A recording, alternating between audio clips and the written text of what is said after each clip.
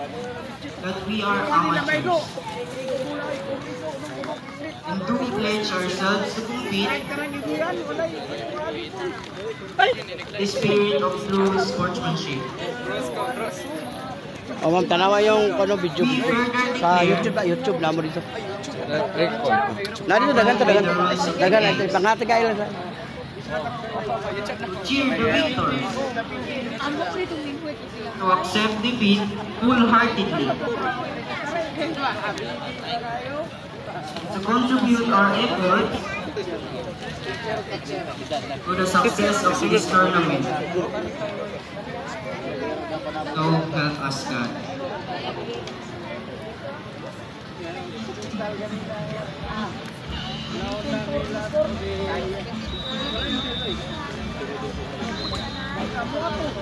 Tournament managers, technical officials, here is your oath of officiating officials. Please raise your right hand and repeat after me. We, the officiating officials of the 2025 Davra Amit,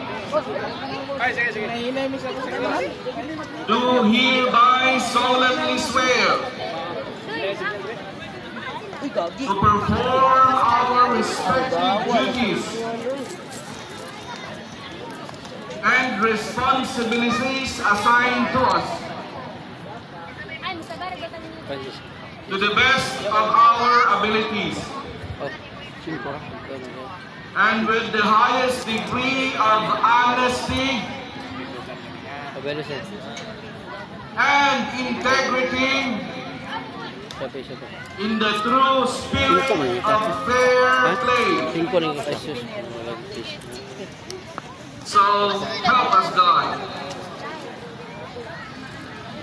Thank you so much, Mark Daryl Gabuda and Mr. Alan J. Maguindana, the Regional Sports Officer of Zephyrn Region 11. And with that, our athletes and officiating officials have made their solemn pledge to uphold fairness, integrity, and the true spirit of sportsmanship throughout this competition. Yes, June, this moment reminds us that beyond the medals and victories, what truly matters is how we play the game with respect, discipline, and honor. At this juncture, we will be hearing the director's note from our regional director, Alan G. Farnazo, which will be followed by the declaration of the opening of the 2025 Davra Amit by banging the gong of solidarity and sportsmanship. Please help me welcome once again our regional director, Alan G. Farnazo.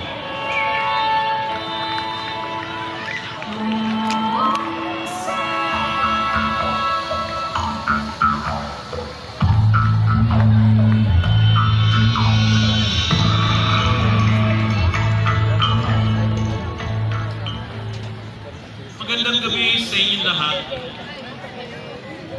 This year's Davra takes another turn. The directors know. I think you can already anticipate the kind of message he will deliver. But today, I will request a champion athlete to deliver the message on my behalf by reading an appropriate story about how hard work, perseverance, and focus on the goal will elevate athletes' performance. Friends, ladies and gentlemen, bawat atleta dapat umabasa sa ganitong pagkakataon.